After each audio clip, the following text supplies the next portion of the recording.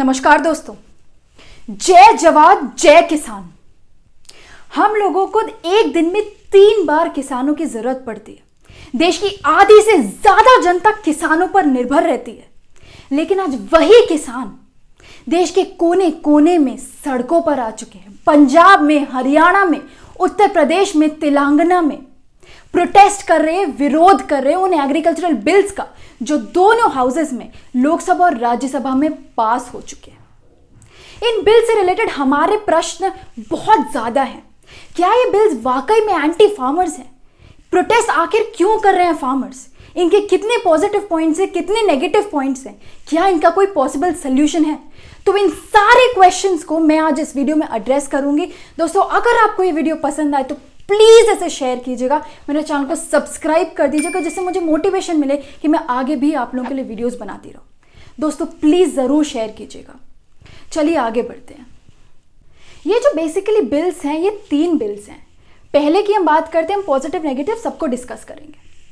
पहले बिल का नाम है the farmers produce trade and commerce bill 2020। इस बिल के तहत बेसिकली किसान जो है वो अपनी फसलों को देश के किसी भी कोने में जाके बेच सकता है। उस पर कोई भी जियोग्राफिकल रेस्ट्रिक्शन नहीं है, कोई भी कंपल्शन नहीं है कि नहीं आप सिर्फ फसलें मंडी में ही बेच सकते हैं। अब चाहे बिहार का किसान हो तो वो मध्य प्रदेश में बेच सकते हैं, उत्तर प्रदेश के किसान महाराष्ट्र में जाके बेच सकते हैं। चलिए, इस बिल के थ्रू जो है जियोग्राफिकल रेस्ट्रिक्शन तो चली गई, लेकिन यहीं पर आती है किसान की दिक्कतें। मान लीजिए किसानों को बेटर प्राइस किसी दूसरे स्टेट में मिल भी जाते हैं, वो चले भी जाते हैं, लेकिन वहीं अगर उनकी फसलों की बिक्री नहीं हुई तो फिर जो उनकी फसलें हैं उनको स्टोर कहां किए जाएगा, उसका दारोमदार पूरा किसानों पर आता है। वही अब एक स्टेट से दूसरे स्टेट में अगर वो अपनी फसलों को ले जाएंगे तो जो ट्रांसपोर्टेशन का खर्चा है वो भी किसानों पर ही आता है। इस बिल से रिलेटेड स्टेट गवर्नमेंट्स को भी काफी दिक्कत है। मैं बताती हूं क्या। मंडियों में जो खरीदारी होती है फसलों की, उस पर टैक्स लगते हैं। अब यही जो टैक्सेस होते हैं वो स्टेट गवर्नमेंट के रेवेन्यू का एक सोर्स होता है। अब यही अगर मंडी में जो खरीदारी कम हो जाती है तो फिर यही जो सोर्स है वो चला जाता है। और जो मंडी में जो ये पूरी प्रोसेस होती है, इसमें काफ़ी सारे लोग इन्वॉल्व होते हैं, मजदूर होते हैं जो अलग अलग चीज़ों के लिए रिस्पॉन्सिबल होते हैं। अब चाहे वो स्टोरेज हो, ट्रांसपोर्टेशन हो, तो अगर मंडियों में जो खरीदारी है वो कम हो जाती है या फिर आगे जाके ये कम हो जाता है, बंद हो जाता है, तो फिर जो बहुत से लोग हैं इनके जो कमाने का जो एक मात्र सोर्स होता है वो खतरे में आ जाएगा। अब आता है दूसरा बिल। दूसरे बिल का नाम है the farmers agreement on price assurance and farm services 2020। ये बिल बेसिकली कॉन्ट्रैक्ट फार्मिंग की बात करता है। कॉन्ट्रैक्ट फार्मिंग क्या होता है? जो किसान होते हैं वो किसी प्राइवेट बायर से, कॉर्पोरेट कंपनीज से, एग्रीकल्चरल फर्म से या एक्सपोर्टर्स, ट्रेडर्स, इनके साथ कॉन्ट्रैक्ट कर लें कि इसी प्राइस पे मैं आपको फसलें बेचूंगा। अगर दोनों को ये एक्सेप्टेबल है तो ये बन जाता है कॉन्ट्रैक्ट। और सरकार के अकॉर्डिंग अगर ये कॉन्ट्रैक्ट हो जाता है तो यहाँ पे मिडिल मैन को एलिमिनेट करने का एक जरिया बन जाएगा, और यहाँ पे जो प्राइस कम होने की, बढ़ने की जो रिस्क होती है किसानों की तरफ, वो थोड़ी कम हो जाएगी। एक एग्जाम्पल दे देती हूँ। मान लीजिए कि किसी कंपनी को चिप्स बनाती है। अब यही जो कंपनी है वो किसानों को अप्रोच करेगी कि चिप्स बनाने के लिए मुझे चाहिए आलू, आप मुझे वो आलू प्रोवाइड कीजिए। अब जब किसान जो है उनके साथ कॉन्ट्रैक्ट कर लेंगे और इस पूरा कॉन्ट्रैक्ट प्रोसेस बन जाती है। लेकिन यहां पर आती है दिक्कतें। अब जो हमारे देश भर के जो किसान है उसमें 85% से भी ज्यादा किसान स्मॉल लैंड होल्डर्स हैं, मतलब कि उनके पास 2 हेक्टेयर से भी कम का लैंड है। अब यही जो छोटे किसान है वो किसी बड़ी कंपनी से कैसे नेगोशिएट करेंगे? वो कैसे एक म्यूचुअली एक्सेप्टेबल प्राइस पर आएंगे कि हम इसी प्राइस पर बेचेंगे और वो कंपनी उस प्राइस पे खरीद लेगी? यहीं पर जो है किसानों के पास समस्याएं खड़ी हो जाती हैं और उनके पास क्या ऑप्शन बचता है? सुसाइड करने का। 1995 से लेकर 2020 के बीच में 3 लाख से भी ज्यादा किसान सुसाइड कर चुके हैं, आत्महत्या कर चुके हैं। तो यहीं पर जो है वो किसान डिमांड करता है कि सरकार जो है मिनिमम सपोर्ट प्राइस एमएसपी को ना हटाए। हालांकि सरकार ने दावा किया है कि नहीं, एमएसपी नहीं हटेगा। ये एमएसपी बेसिकली क्या होती है कि जो फसलें होती हैं उन पे गवर्नमेंट एक सेट कर देती है मिनिमम सपोर्ट प्राइस। मान लीजिए किसी फसल की जो है मार्केट वैल्यू डाउन हो जाती है तो वहां पे सरकार आगे आती है और वो सीधा प्रोक्योर करती है किसानों से। तो इसीलिए किसान डिमांड कर रहे हैं कि एमएसपी ना हटाई जाए। लेकिन यहीं पर आती है एक और बहुत बड़ी प्रॉब्लम। जो गवर्नमेंट है वो किसी प्राइवेट कॉन्ट्रैक्ट पर उनकी मिनिमम वैल्यू पे कंट्रोल नहीं जता सकती। मान ली किसी फसल की मिनिमम सपोर्ट प्राइस सरकार ने तय कर दी 1900 रुपए, तो वहां पर अगर जो कॉर्पोरेट बायर है वो सेट कर देता है 1700 रुपए, तो वहां पर सरकार का कोई भी कंट्रोल नहीं होगा। वो भी जो कॉन्ट्रैक्ट में प्राइस होगी वो लीगल ही होगी, इलीगल नहीं मानी जाएगी। अब आते हैं हम तीसरे बिल पे। तीसरा बिल है basically the essential commodities bill 2020। ये बिल बेसिकली, इसको रिफॉर्म करने की बातें बहुत पहले से हो रही हैं। ये बिल बेसिकली होर्डिंग से डील करता है। होर्डिंग क्या होता है कि आप बहुत सारी कमोडिटीज को जो है बड़ी बड़ी मात्रा में, बड़ी बड़ी कमोडिटीज में स्टोर करके रख लीजिए।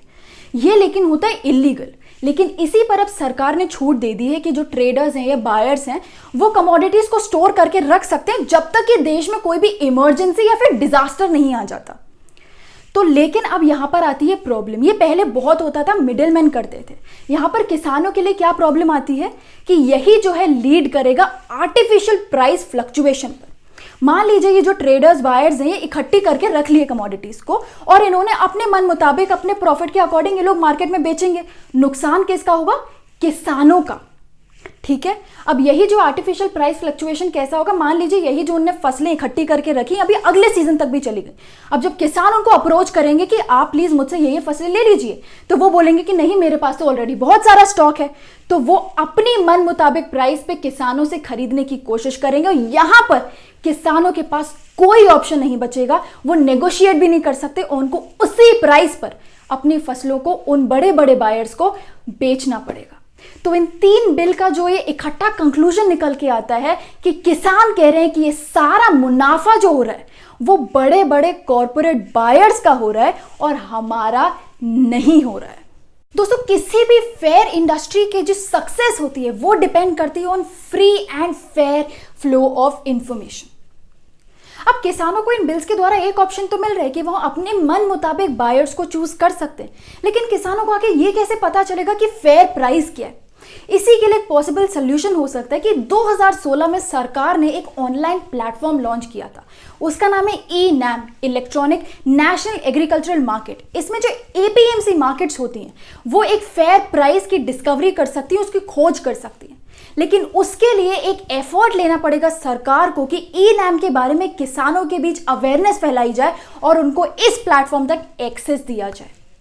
अब जो किसान संगठन है, जो फार्मर्स ऑर्गेनाइजेशन, उनकी ये डिमांड्स है, उनका ये कहना है कि ये जो बिल्स हैं ये ज़्यादा प्रॉफिट दे रहे हैं बड़े बड़े कॉर्पोरेट बायर्स को और किसानों को नहीं। यहाँ पे सरकार के पास एक ऑप्शन था कि वो किसानों को और भी ज़्यादा इम्पावर कर सकते थे। मान लीजिए जैसे मैंने प्राइवेट कॉन्ट्रैक्ट्स की बात की कि सरकार पर उन पर कोई कंट्रोल नहीं है मिनिमम वैल्यू पे, तो यही सरकार क्या कर सकती है कि वो जो एमएसपी है उसको प्राइवेट कॉन्ट्रैक्ट से लिंक कर सकती है कि सरकार ने अगर कह दिया कि इसी एमएसपी पे बेची जाएगी फसलों को, तो प्राइवेट कॉन्ट्रैक्ट्स में भी वही लागू हुआ। यहां पर किसानों को ये जीत हो सकती है। दूसरा ये पॉइंट है, किसानों का ये कहना है कि जो एमएसपी है, मिनिमम सपोर्ट प्राइस, उसको उनका एक लीगल अधिकार बनाया जाए। क्योंकि भले ही सरकार 22 से 23 फसलों पर एमएसपी को लागू करती है, लेकिन सिर्फ 6% जो किसान हैं वो एमएसपी पर अपनी फसलों को बेच पाते हैं और सिर्फ 2 या 3 क्रॉप्स पर, फसलों पर एमएसपी पे बेचा जा पाता है। वो भी जब बहुत ज्यादा पॉलिटिकल प्रेशर होता है तब हो पाता है।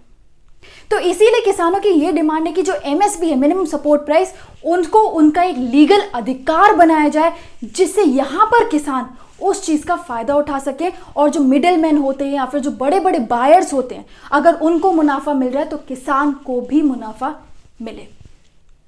दोस्तों, यहीं पर मैं वीडियो को एंड करती हूं। अगर आप मुझे चाहें तो कमेंट सेक्शन में बता सकते हैं कि मैं आगे किस टॉपिक्स पे वीडियो बनाऊं, और प्लीज अगर आपको वीडियो पसंद आया हो तो प्लीज इसको शेयर कीजिएगा और चैनल को सब्सक्राइब कीजिएगा। धन्यवाद।